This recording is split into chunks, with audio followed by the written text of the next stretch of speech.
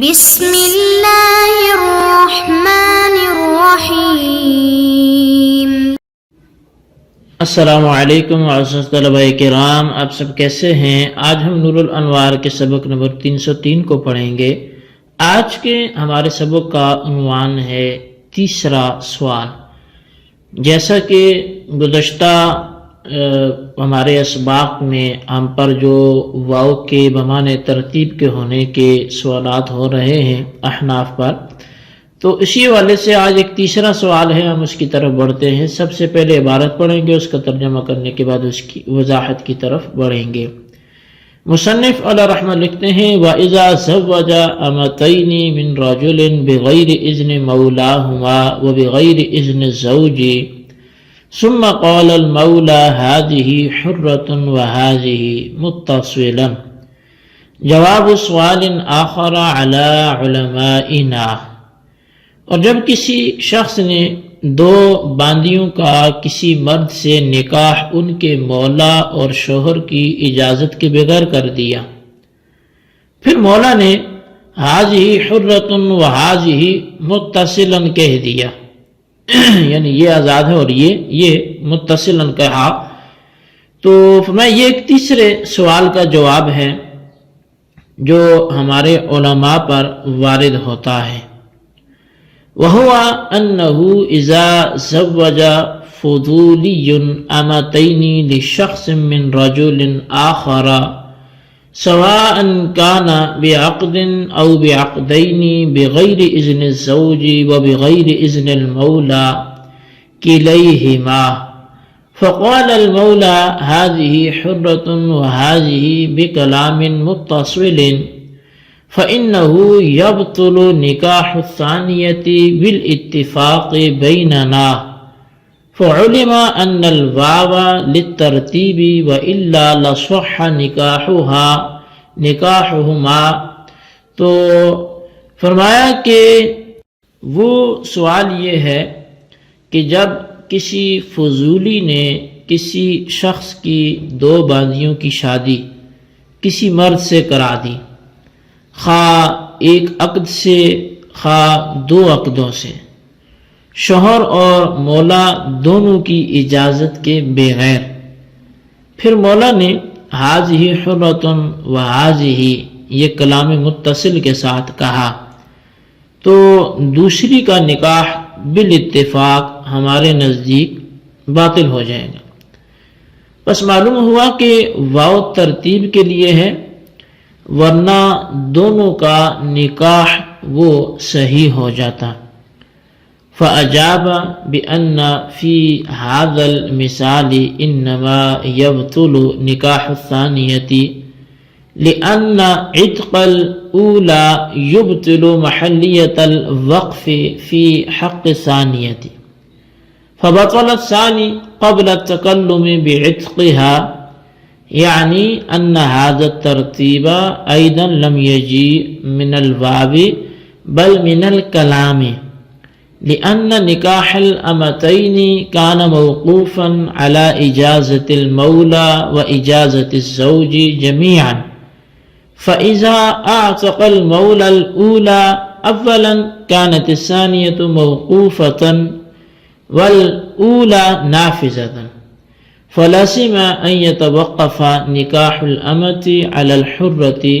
وهو غير جائز كما أن نكاحها على الحرة غير جائز،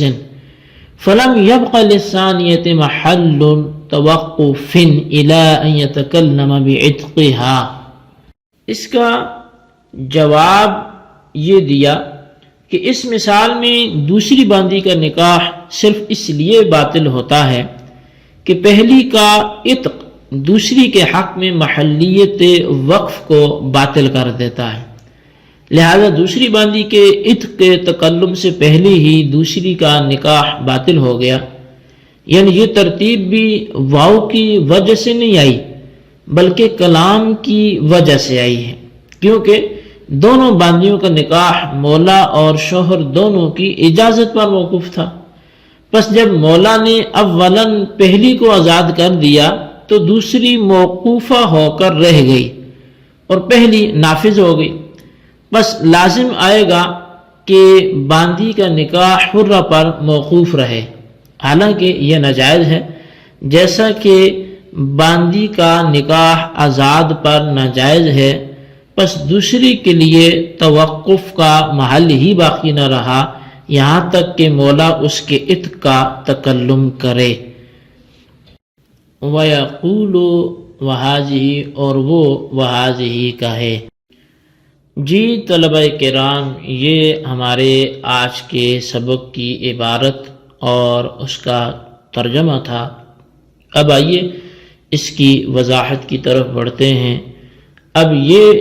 بھی ایک شرط کے ساتھ مقید ہے جس کے حوالے سے آئندہ سبق میں ہم پڑھیں گے، لیکن جتنا پڑھ لیا ہے اتنی کی آئیے وضاحت سنتے ہیں۔ اصل میں اس عبارت میں ایک تیسرے سوال کا جواب ہے، جو سوال ہمارے حنفی علماء پر وارد ہوتا ہے۔ سوال یہ ہے کہ اگر ایک فضولی ایک شخص کی دو باندیوں کا ان کی رضامندی سے کسی مرد کے ساتھ نکاح کرا دے،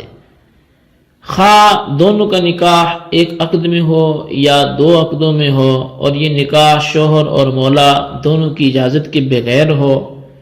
پھر مولا باندیوں کی طرف اشارہ کرتے ہوئے حاذہ حرۃ و حاذہ کلام متصل کے ساتھ کہہ دے، یعنی دونوں کلموں کے درمیان تلفظ میں فصل نہ کرے بلکہ دونوں کو ایک ساتھ کہہ دے، تو اس صورت میں علماء احناف کا اتفاق ہے کہ دوسری باندی کا نکاح، یعنی جس کو دوسرے حاضی ہی سے آزاد کیا گیا، اس کا نکاح باطل ہو جائے گا، کیونکہ یہ دونوں باندیاں ترتیب کے ساتھ آزاد ہوئی ہیں، اس طور پر کہ پہلے حاضی حرۃ سے ایک آزاد ہوئی اور دوسرے حاضی سے دوسری باندی اس کے بعد آزاد ہوئی، اور اس صورت میں نکاح جو ہے وہ لونڈی کا آزاد عورت پر لازم آتا ہے، یعنی آزاد عورت کے نکاح میں ہوتے ہوئے باندی سے نکاح کرنا لازم آتا ہے، حالانکہ یہ تو ناجائز ہے، اس لیے دوسری باندی کا نکاح باطل ہو جائے گا، کیونکہ پہلی باندی سے جب نکاح ہوا وہ آزاد ہوگی، تو اب دوسری باندی سے نکاح کرے گا تو آزاد پر غلام سے نکاح لازم آئے گا۔ بس اس سے بھی معلوم ہوا کہ حاضی حرۃ و حاضی میں واو ترتیب کے لیے ہے، کیونکہ اگر واو ترتیب کے لیے نہ ہوتا اور یہ دونوں باندیاں ایک ساتھ آزاد ہو جاتی اور پھر ترتیب یکے بعد دیگرے آزاد نہ ہوتی تو ان دونوں کا نکاح درست ہو جاتا، کیونکہ اس صورت میں نکاح امت علی الحرہ لازم نہ آتا، یعنی لونڈی کا نکاح آزاد پر لازم نہ آتا۔ بہرحال پہلی آزاد کردہ کے نکاح کا درست ہونا اور دوسری آزاد کردہ کے نکاح کا باطل ہونا اس بات کی دلیل ہے کہ علماء احناف کے نزدیک بھی واو ترتیب کے لیے ہے، حالانکہ یہ بات پہلے کہہ لی گئی ہے کہ احناف کے نزدیک واو ترتیب کے لیے نہیں ہے۔ اب یہ سوال تھا جو احناف پر ہوا، اب اس کے جواب کی طرف ہم بڑھتے ہیں۔ اس کا جواب یہ ہے کہ یہاں بھی ترتیب واو سے نہیں آئی بلکہ یہ ترتیب کلام سے پیدا ہوئی، اور وہ اس طور پر کہ مذکورہ دو باندیوں کے نکاح مولا اور شوہر دونوں کی اجازت پر موقوف تھا، لیکن جب مولا نے حاضی حرۃ کہا اور پہلی باندی کو آزاد کر دیا تو دوسری باندی کو آزاد کرنے سے پہلے، یعنی وحاضی کا تلفظ کرنے سے پہلے مولا کی طرف سے پہلی باندی کا نکاح نافذ ہو گیا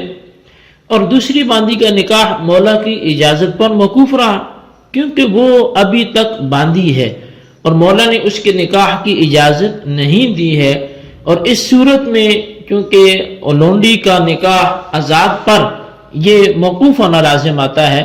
یعنی نکاح میں جو آزاد ہے اس کے رہتے ہوئے باندی کے نکاح کو مولا کی اجازت پر موقوف کرنا لازم آتا ہے، حالانکہ یہ اسی طرح ناجائز ہے جس طرح کہ لونڈی کے نکاح کو آزاد پر کرنا یہ ناجائز ہے، یعنی جس طرح نکاح میں آزاد عورت کے رہتے ہوئے باندی سے نکاح کرنا ناجائز ہے، اسی طرح نکاح میں آزاد کے رہتے ہوئے باندی کے نکاح کو مولا کی اجازت پر موقوف کرنا بھی ناجائز ہے، اس لیے کہ اس موقوف کرنے میں کوئی فائدہ نہیں ہے، اور فائدہ اس وجہ سے نہیں ہے کہ باندی کے نکاح کو مولا کی اجازت پر اس لیے موقوف کیا جاتا ہے تاکہ مولا کی اجازت کے وقت نکاح جائز ہو جائے، مگر چونکہ جو آزاد عورت ہے پہلے سے نکاح میں موجود ہے، اور حدیث ہے کہ جو لا تنکح الامۃ علی الحرۃ کہ لونڈی آزاد پر لونڈی سے نکاح نہیں کیا جائے گا، تو اس حدیث کی وجہ سے نکاح لونڈی علی الحرہ یہ ناجائز ہے، اس لیے نکاح باندی علی الحرہ کا موقوف ہونا بھی ناجائز ہوگا۔ پس جب نکاح